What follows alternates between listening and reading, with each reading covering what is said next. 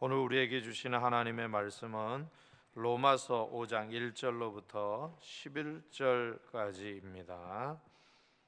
로마서 5장 1절로부터 11절까지 교독하시겠습니다.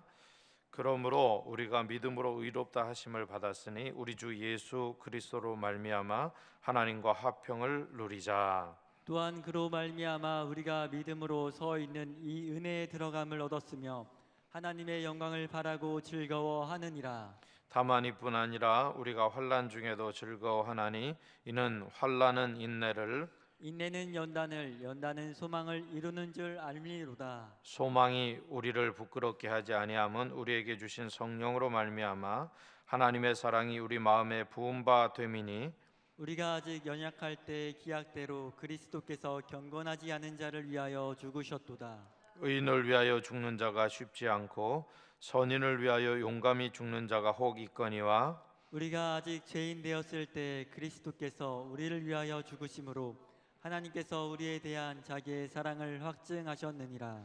그러면 이제 우리가 그의 피로 말미암아 의롭다 하심을 받았으니 더욱 그로 말미암아 진노하심에서 구원을 받을 것이니, 곧 우리가 원수 되었을 때 그의 아들의 죽으심으로 말미암아 하나님과 화목하게 되었은즉 화목하게 된 자로서는 더욱 그의 살아나심으로 말미암아 구원을 받을 것이니라.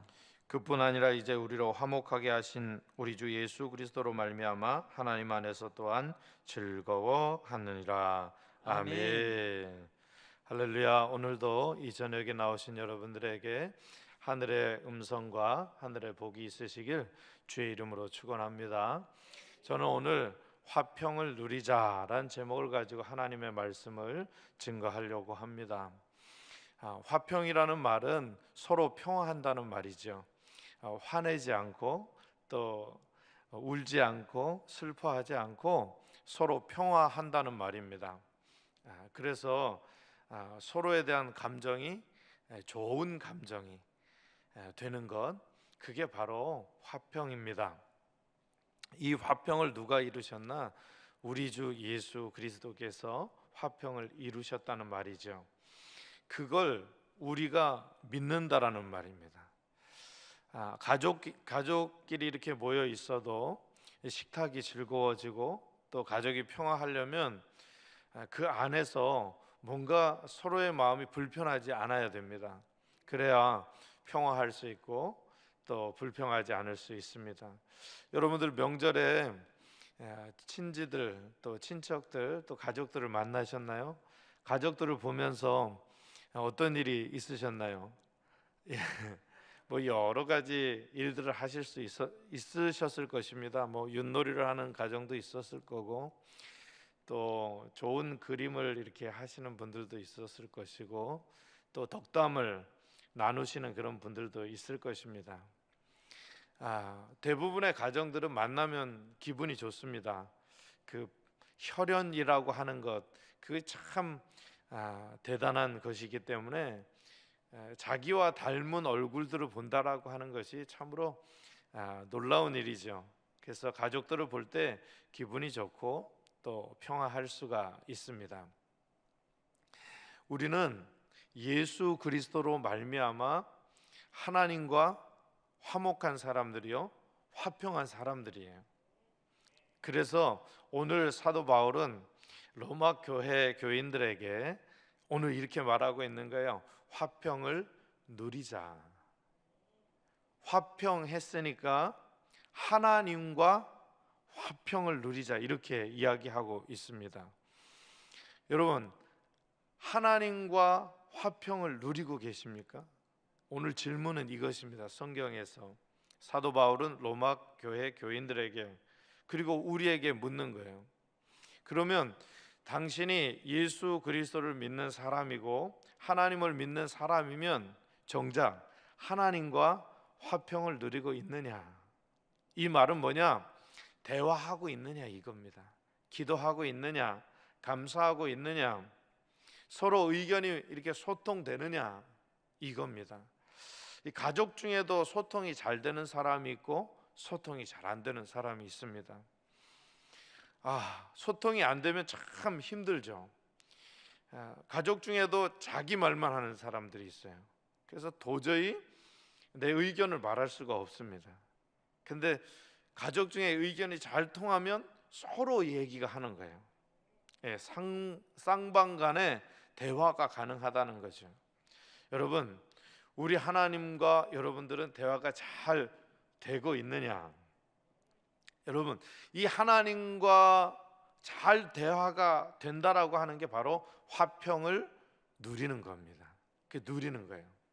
예를 들면 이런 경우를 예로 들 수가 있습니다. 누가 저에게 10,000원을 줬습니다. 뭐 10,000원의 행복이 있는데 이 10,000원을 가지고 마음껏 쓰십시오. 이렇게 하면 거기서 11조도 떼고 9,000원 가지고 또 과자도 사 먹고 또 라면도 사 먹고 요즘은 가격이 많이 올라서 뭐 그럴 수 있겠지만 예전에 10,000원 하나하나만 이렇게 줘도 점심도 먹고 또 과자도 사 먹고 또 뭐 차 한 잔도 이렇게 할 수 있는 그런 돈이었거든요. 그러니까 그거를 다 사용하는 겁니다. 알뜰하게. 그게 바로 누리는 겁니다. 부모님이 맛있게 저녁을 이렇게 해서 밥상을 이렇게 차려줍니다. 그러면 그걸 깔끔하게 먹는 거, 이게 누리는 거예요. 이 나물이 참 맛있네요. 이 생선이 맛있네요. 이렇게 하면서 즐거워하는 거예요. 이게 바로 누린다라고 하는 의미입니다. 여러분들이 하나님을 믿고 예수 그리스도를 통해서 하나님을 믿는데 이 화평을 누린다라고 하는 것은 대화한다는 거예요. 하나님 앞에 기도한다는 거예요. 주일날 하루만 딱 와서 예배드리고 이렇게 가는 게 아니라 늘 주일에 뿐만 아니라 그냥 새벽에도 저녁에도 여러분들이 가능한 시간에 성전에 와서 또는 직장에서 하나님과 늘 기도하고 감사하고 대화하는 거예요. 이게 바로 화평을 누리는 겁니다. 뿐만 아니라 이 화평을 누린다라고 하는 것은 내가 어디를 가든지 하나님이 내 안에 살아 계신다라고 하는 그런 마음을 갖고 있는 겁니다. 내가 주의 자녀지, 내가 하나님의 자녀지, 이 의식을 늘 갖게 되는 겁니다. 왜 그렇게 되느냐? 우리 안에는 하나님과 소통할 수 있게 성령께서 하나님의 사랑을 부어 주셨거든요. 여러분, 성령이 눈에 보입니까? 하나님이 눈에 보입니까? 지금 여러분들 예수님을 2000년 전에 봤어야 보는 거지 지금 예수님이 보이십니까? 근데 여러분들은 지금 숨을 쉬고 있거든요. 숨이 보여요, 안 보여요? 공기가 안 보이잖아요. 쉽게 예를 들면 그러니까 하나님과 하나님께 우리가 대화를 하고 말을 하고 또 하나님으로부터 말씀을 듣는 거죠. 여러분, 하나님으로 말씀을 듣는 경우는 어떤 경우를 말합니까? 여러분들이 성경을 읽어가다가 하나님께서 여러분들이 지각을 사용해 주셔서 하나님의 말씀이 이해가 되는 거예요. 뿐만 아니라 이건 도저히 이해될 수 없는데 확 깨달아지는 거예요. 그게 바로 하나님의 말씀을 받는 것입니다.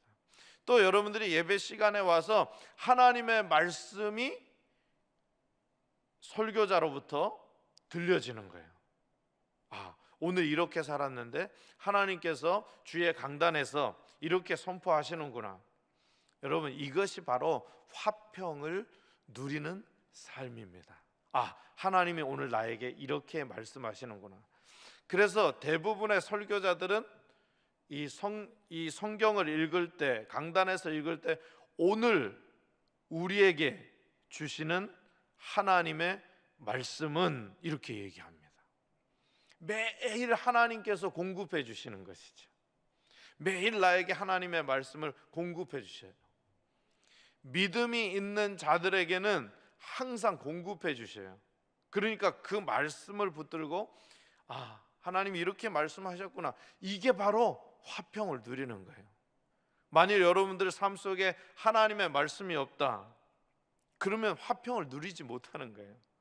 그 자리에 누가 오느냐? 세상이 오게 되고 사람이 오게 되고 뭔가 권위 있는 자의 말이 여러분들 마음속을 채우게 되는 거예요. 그래서 여러분들이 책도 많이 읽으시고 또 상식도 풍부하고 또 다른 일들에는 아주 뛰어난데 내 안에 하나님의 말씀이 없는 거예요. 그러니까 내 생각대로 움직여지고 내 마음대로 움직여지는 거예요. 이게 바로 방자히 행한다는 말입니다. 방자히 행한다라고 하는 것은 하나님과 화평을 누리지 못하게 하는 거예요. 여러분, 이것을 깨닫고 우리에게 믿음을 주신 하나님께 먼저 감사하고 매일매일의 삶이 하나님과 화평을 누리는 그런 삶이 되어야 될 줄로 믿습니다.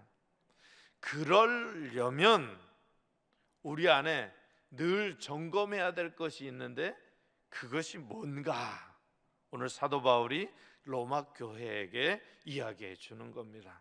그래서 오늘 세 가지로 살펴보겠습니다. 첫 번째로 하나님의 영광을 바라보자. 1절로부터 2절까지 교독하겠습니다. 그러므로 우리가 믿음으로 의롭다 하심을 받았으니 우리 주 예수 그리스도로 말미암아 하나님과 화평을 누리자. 또한 그로 말미암아 우리가 믿음으로 서 있는 이 은혜에 들어감을 얻었으며 하나님의 영광을 바라고 즐거워하느니라. 아멘. 여러분, 하나님의 영광이라고 하는 말, 영광이라고 하는 말은 여러분 쉽게 생각하면 빛입니다. 빛. 여러분, 어두움 속에서 빛이 딱 오면 어떻게 됩니까? 밝아지는 겁니다. 내가 눈에 보이는 거예요. 화평을 누리려면 하나님의 빛이 탁 비춰야 돼요. 그래서 그 영광을 바라봐야 된다. 주의 말씀은 내 발의 등이요 내 길의 빛이니이다. 하나님의 말씀이 내 안에 왔단 말이죠. 예수 그리스도. 그분이 오니까 내가 믿음을 갖게 되었고 그 믿음을 가지고 살아가는 겁니다. 그런데 이 빛은 여기에 있는데 자꾸 세상의 어두움들이 자꾸 이 빛을 가로막는 거예요. 누구도 가로막을 수 없는 빛. 그래서 우리가 구원을 받고 믿음을 가진 자는 하나님의 천국을 바라보거든요. 근데 이 생활이 너무 익숙하다 보니까 이 빛을 우리 생각이 망각하게 되는 겁니다. 여러분들이 이제 망각하게 되는 거예요. 그냥 오늘은 그냥 지나가야지. 오늘 하나님의 말씀 안 읽어도 돼. 오늘 찬양 그만 해야지. 오늘 기도 안 해도 돼. 오늘 감사 안 해도 돼. 자꾸 이런 생각을 통하여서 악한 사단이 마귀는 우리를 공격하게 됩니다. 그러니까 그런 것 때문에 이 빛이 빛되지 못하는 겁니다. 여러분, 이것을 우리가 경계해야 됩니다. 그래서 우리는 하나님의 영광을, 빛을 바라봐야 되는 거예요. 여러분, 혹시 건축 일을 할 때 이렇게 뭐 도로에서 측량하시는 분들을 혹시 보신 적이 있습니까? 아니야. 이거거든요. 기준이 있으니까 정확하게 바라보는 겁니다. 그래서 움직이라고 하고 어떻게 하라고. 하나님의 영광을 바라본다라고 하는 것은 기준이 있는 거예요. 여러분들은 어떤 기준을 가지고 살아갑니까? 나는 그리스도인이야. 세상에서도 잘 되고 싶고 교회 안에서도 좀 영향력을 미치고 싶고 막 이렇지 않습니까? 그런데 우리들에게 믿음을 주신 하나님, 우리들에게 예수 그리스도를 주신 하나님은 자기 자신만 바라보길 원하는 거예요.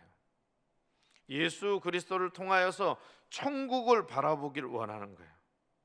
예수님께서도 이 땅에 오셔서 하신 세 가지 사역이 다른 게 아니라 천국 복음을 선포하셨다는 거예요. 병든 자를 고치시고, 예수님께서 복음을 선포하시고 병든 자를 치료하시고, 예, 그게 예수님의 사역이었습니다. 그리고 너희가 하나님의 나라를 바라보면서 살라고 우리들에게 부탁을 하셨다는 거죠. 여러분들의 삶의 목적은 무엇입니까? 대부분 비전을 물어보고 꿈을 물어보면 나는 뭐가 되겠다, 직업에 관해서 그렇게 이야기를 합니다. 여러분, 우리가 우리의 기질대로, 형편대로, 또는 기질이 안 맞고 형편이 안 맞아서 다른 직업을 선택할 수 있어요. 그건 직업이거든요. 근데 비전은 뭐냐? 하나님 나라를 향하여서 내 몸과 마음을 쏟아낼 수 있는 것, 비전입니다. 예를 들면 선교다, 교육이다. 여러분, 어린아이들을 가르치고 또 복음을 전하고, 이게 비전입니다. 여러분들의 비전이 뭔가 하는 걸 잘 생각해 보십시오. 하나님 나라에 들어가는데, 예, 정말 하나님 나라를 위해서 애쓰고 수고하는 것, 그게 비전이거든요. 예, 예수님의 비전은 딱 한 가지였습니다. 하나님의 나라. 하나님의 나라. 그러니까 여러분들이 하나님의 나라를 향하여서 살아가고 있느냐? 그걸 물으면 하나님의 영광을 바라보는지 그냥 나의 영광을 바라보는지 알 수가 있습니다. 대부분의 목회자들도 마찬가지예요. 하나님의 나라를 바라보느냐 아니면 자기의 유익을 구하느냐. 사람은 똑같거든요. 오늘 사도 바울은 분명하게 로마 교회에게 이야기합니다. 우리들에게 이야기하는 거예요. 하나님의 영광을 바라봐야 된다. 그 은혜가 얼마나 큰데, 그 은혜가 얼마나 아름다운데 너희가 너희 유익을 위해서만 살아가느냐. 그리고 인간과의 관계, 네가 잘났고 네가 못났고 이런 거에 현혹이 되지 말라고 오늘 분명하게 이야기하고 있는 것이죠.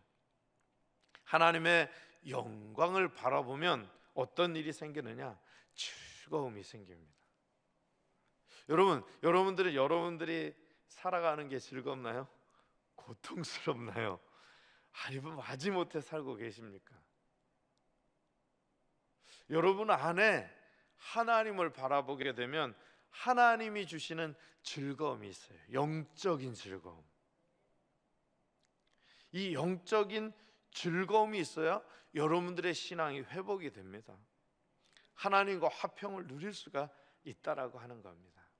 저와 여러분들은 하나님과 화평을 누리실 때 하나님의 영광, 빛, 예수 그리스도, 하나님의 나라, 그것만 바라보실 수 있는 저와 여러분들이 될 수 있기를 주의 이름으로 축원합니다. 두 번째로 하나님의 사랑을 확신하자. 3절로부터 8절 말씀입니다. 교독하겠습니다.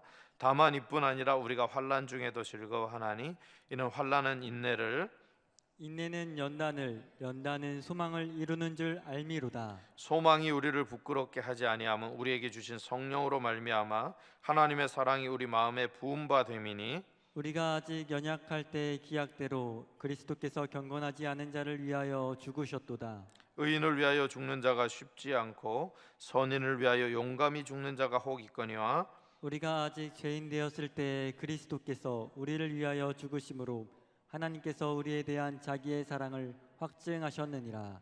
아멘. 아멘. 예, 하나님의 사랑을 확신해야 하나님과 화평을 누리실 수가 있는 겁니다. 여러분들이 결혼하실 때 가만히 생각해 보세요. 저 남자에 대한, 저 여자에 대한 사랑이 확신이 돼야 되잖아요. 여러분 중매로 다 결혼하셨나요?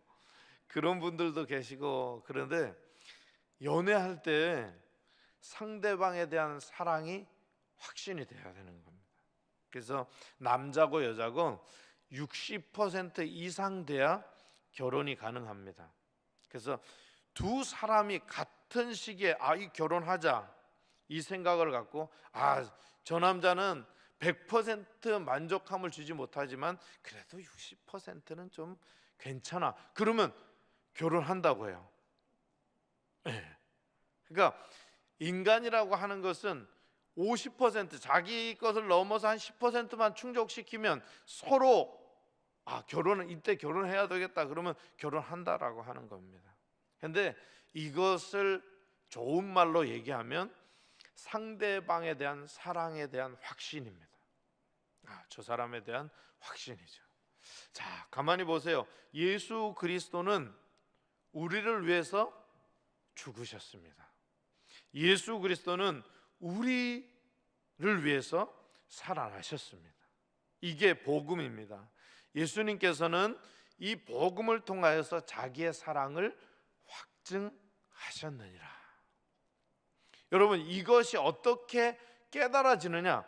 하나님이 성령으로 부어주셨다 이렇게 표현합니다. 오늘 말씀해 보면 하나님의 사랑을 성령으로 부어주셨다. 자, 이 부어주다라고 하는 것은 기름 붓다라고 할 때의 의미랑 비슷하는 거예요. 그러니까 부어주는데 이 사랑은 확실한 사랑이에요. 여러분들이 어떻게 구원의 확신을 가지느냐? 아무도 몰라요. 자기가 생각했다고 아닌 것 같아요. 근데 그걸 다시 한번 생각해 보니까 성령이 우리에게 감동을 시키신 것이거든요. 사랑하는 여러분, 성령을 통해서 사랑을 확증케 하셨습니다. 우리가 찬송하고 기도하고 아무리 그랬는데도 변화가 나타나지 않는 사람들도 있습니다. 그런데 길을 가다가도 하나님의 사랑이 이상하게 믿어지는 거예요. 근데 그걸 어떻게 설명할 수 있을까요? 하나님의 성령이 그 마음을 감동시켜 주셨기 때문에 그렇죠. 여러분, 남편은, 아내는 우리를 60% 정도만 사랑할 수가 있어요. 그런데 여러분들을 위해서 정말 100% 죽으시고 100% 살아나신 분이 누구냐? 바로 예수 그리스도입니다. 그걸 저와 여러분들이 믿는 거예요.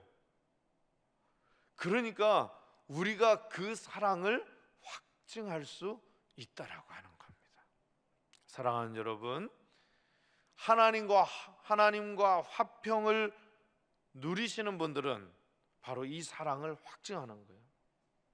아니, 교회 여러분 이렇게 나온다고 밥을 줘요, 떡을 줘요, 뭐 돈을 줘요, 뭘 줘요? 오히려 여러분들이 하나님 앞에 예물을 가지고 오잖아요. 왜 그럴까요? 하나님의 사랑이 확실하니까. 여러분들이 왜 11조 해요? 여러분들이 왜 감사헌금 내요? 목적 헌금 내요? 왜 그렇습니까? 하나님의 사랑이 확실하니까.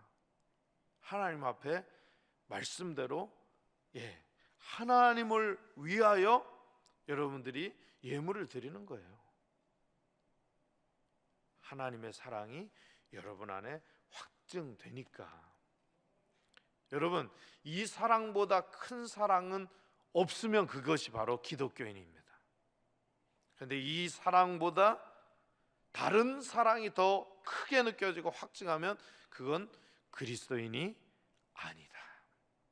그러니까 여러분들이 오늘 집에 가셔서 곰곰이 생각하실 뿐만 아니라 여러분들의 일생에 내가 그리스도보다 더 좋아하고 사랑하는 것이 있느냐?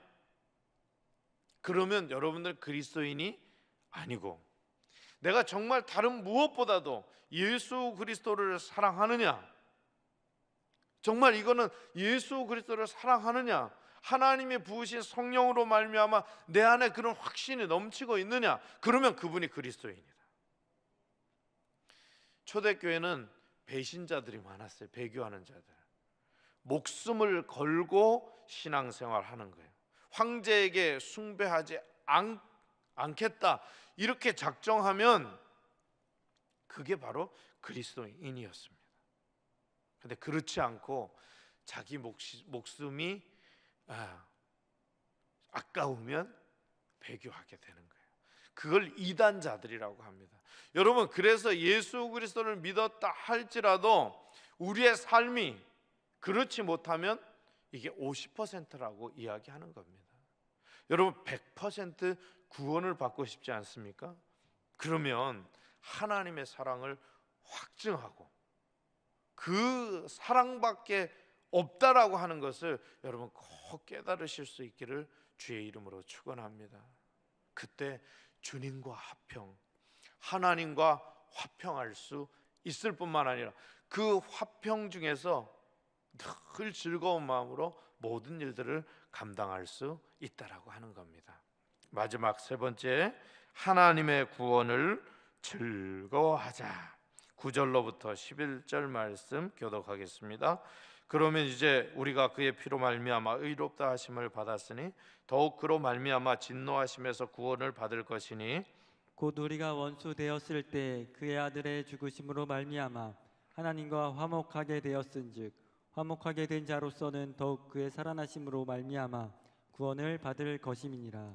그뿐 아니라 이제 우리로 화목하게 하신 우리 주 예수 그리스도로 말미암아 하나님 안에서 또한 즐거워하느니라.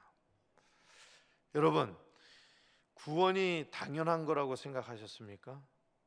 아니면 정말 이 구원은 나 같은 사람은 죽을 수밖에 없는데 나를 위하여서 하나님께서 예수 그리스도 자기 아들을 보내주셨다. 그래서 그 구원이 너무 값있다. 이런 생각을 하셨습니까? 그냥 교회 오면 구원, 그래서 교회 안 오면 구원, 뭐 이런 차원이 아니라 정말 나를 위해서 하나님의 아들을 보내주셔서 그분이 나를 위해 피 흘려주시고 죽으셨다. 이것을 믿어서 이 구원이 너무 값어치 있는 거예요. 그걸 첫 번째로 생각하느냐? 그러면 그리스도인, 그렇지 않으면 그리스도인이 아닌 겁니다.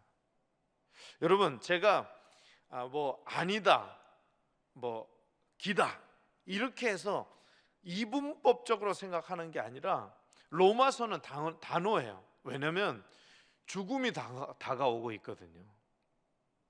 그때 우리의 신앙이 마지막으로 점검되는 건 바로 이 구원이 너무 값이 있고 이 구원이 너무 감사하고 이 구원이 너무 즐겁고 이러면 그리스도인, 그렇지 못하면 그리스도인이 아닌 것입니다. 대부분 이 구원에 대해서 가볍게 생각하고 즐거워하지 않는 사람들은 그리스도를 팔아먹는 사람, 쉽게 말하면 그렇습니다. 그리스도를 통하여 교회 다니는 것을 통하여 자기의 유익을 구하는 것이라고 보시면 됩니다. 여러분, 분명하죠? 하나님의 말씀은 이 구원에 대해서 너무 가볍게 이야기했어요. 그래서 이 구원에 대해서 정말 즐거워하는 삶, 그렇다고 몇 날, 몇 시, 몇 분, 몇 초 그 확실한 날짜 이렇게 하는 사람들을 보면 굉장히 이단에 빠질 위험이 있습니다. 구원에 대해서 그러면 그게 아주 정말 최고로 그렇다면 여기다가 몇 날, 몇 시, 몇 분, 몇 초, 이렇게 하라고 적었겠죠. 그게 아니라 그 구원이 너무 감사해서 이제는 즐거워하는 것, 그 하나님의 구원을 즐거워하는 그런 삶을 살아가라고 하는 것입니다. 여러분들과 저는 하나님의 구원을 즐거워하실 수 있기를 바랍니다. 그래야 하나님과 화평을 누리는 사람이라고 하는 겁니다. 오늘 세 가지, 첫 번째, 하나님의 영광을 바라봐라. 두 번째, 하나님의 사랑을 확신하자. 세 번째, 하나님의 구원을 즐거워하자. 이것이 바로 하나님과